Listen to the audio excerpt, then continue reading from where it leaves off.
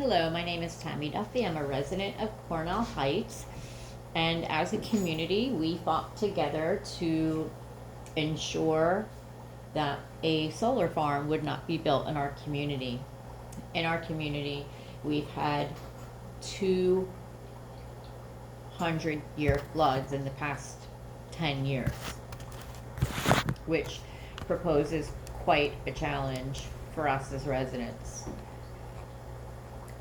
Back in 2015, the Ewing Lawrence Sewage Authority was approached by a developer to install a solar farm that would be utilized at the end of Whitehead Road for the Ewing Lawrence Sewage Authority. Not for Hamilton Township, but an entirely different township.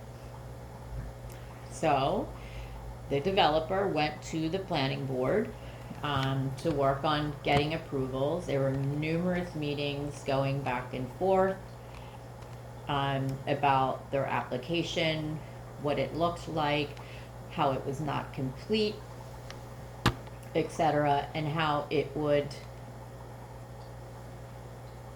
negatively impact the storm buffer, or pardon me, the stream buffer conservation zone. As residents, we fought this. We went to the meetings, every single one, and voiced our opinion. It was quite the battle between the residents and the developer. Environmentalists came. Delaware River Keepers was a huge positive friend in all of this, as was the Sierra Club. They did come to the meetings, as did people from Chris Smith, because we contacted FEMA as well, because our neighborhood floods significantly during bad storms. So this really struck a nerve. None of us want to have our beautiful homes destroyed on purpose, right? Development has to be thoughtful, and way too many times here in Hamilton Township, development is anything but thoughtful. So they wanted to rip down this entire forest that you see here, pretty much, not entire, a lot of it, I should say, on Sweetbriar Avenue. And as we know, trees demonstrate, plants have a significant role and impact on absorbing water, helping with flooding, etc. So tearing a bunch of this down and putting in solar panels would have a detrimental effect. The developer obviously felt differently. They would talk about the savings that they could potentially give to the Lawrence Ewing team, but there was no benefit to Hamilton, right? This property has been privately owned by a family forever, and this developer was going to purchase this property from them. So the company was Synergy, and Steve Durntz is the CEO of that company.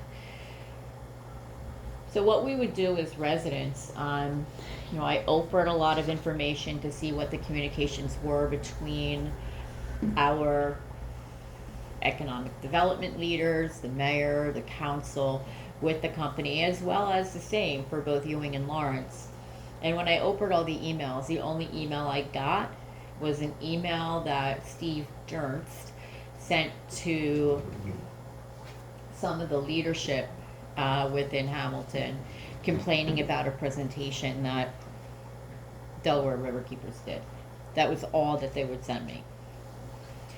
So what we would do as residents, we would put flyers together with the assistance of Delaware River Keepers. We would print them off, distribute them to the 400 households here in Cornell Heights, and also on the other side by the Acid Pink, to let people know what was going on, when there was going to be planning board meetings, etc. The planning board, in the end, after all of the meetings that they had, eventually wasn't able to vote on it. It had to go to the zoning board. So really all that time that was spent going through planning was a fruitless effort, because it shouldn't have been at the planning board at all. Um, the proposal that they had was for like a 38-acre solar array that would spread amongst this entire roadway where the trees are. Even though the township habitually will say that these applications are complete, when people get up and present them, they clearly are not complete during the meetings, and that's significantly always pointed out. So I also spent time researching and circulating news articles via flyer distribution to the neighborhood versus on social media, as well as on a blog that we started to communicate with the community about what this solar field could do to the residents and flooding.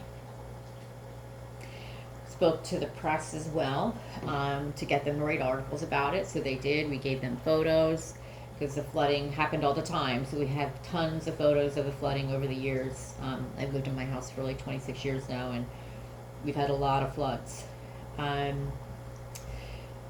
There were also internal meetings that the Delaware Riverkeeper put together for the community that we attended to also talk about our strategy as a community when we would go to these planning board meetings, so that we could really emphasize certain entities to the town council.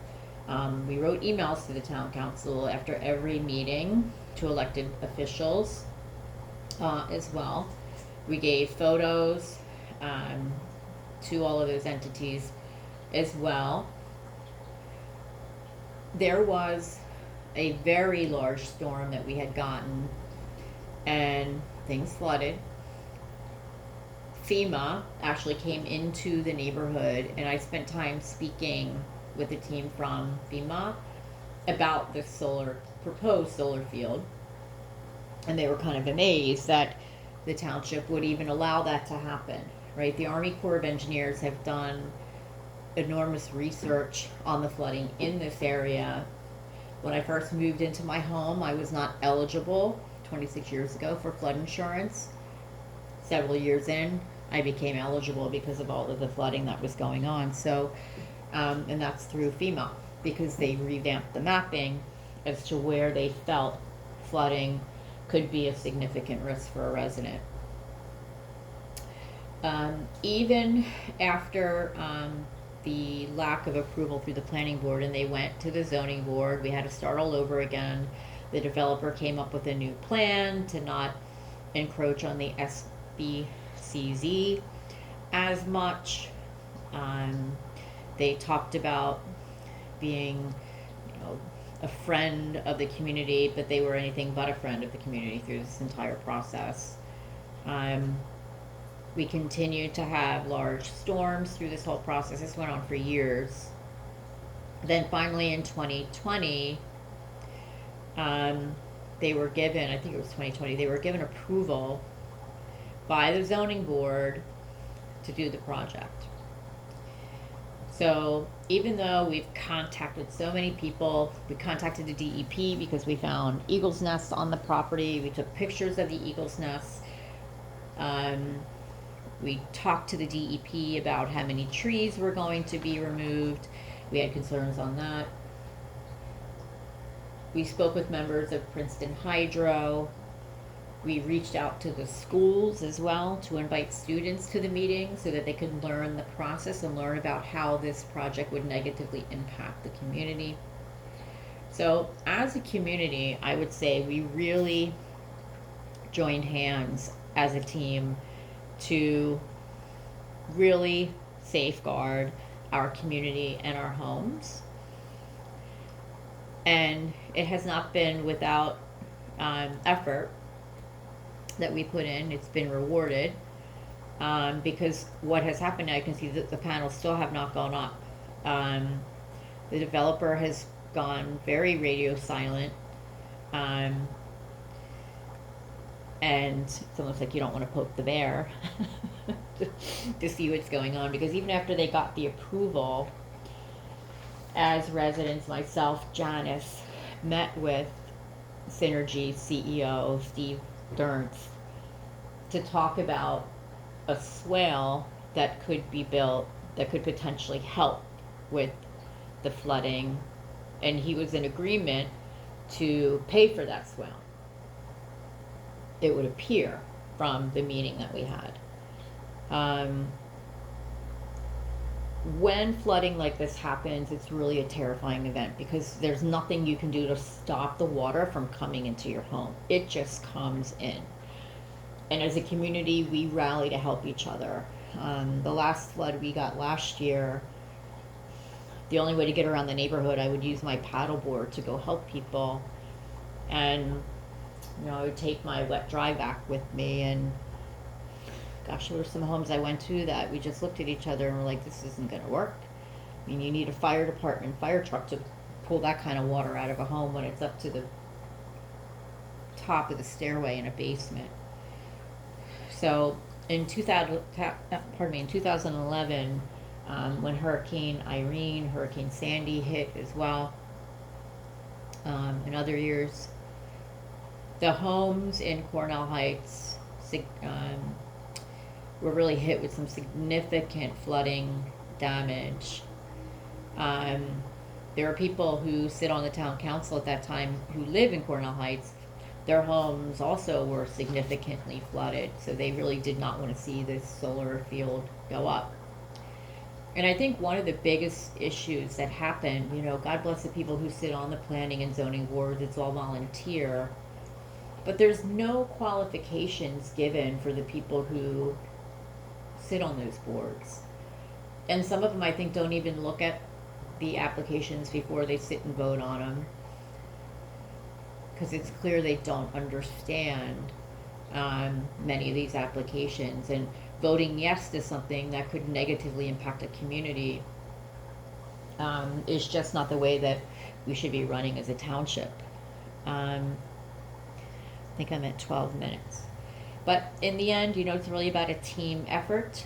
Cornell Heights is a tight-knit community, thank goodness, because we will attend these meetings. We make sure we educate the community about what's going on, like right now, what's going on with the Congolium site. We're keeping people abreast to what's going on with that, because the meetings have started with that as well.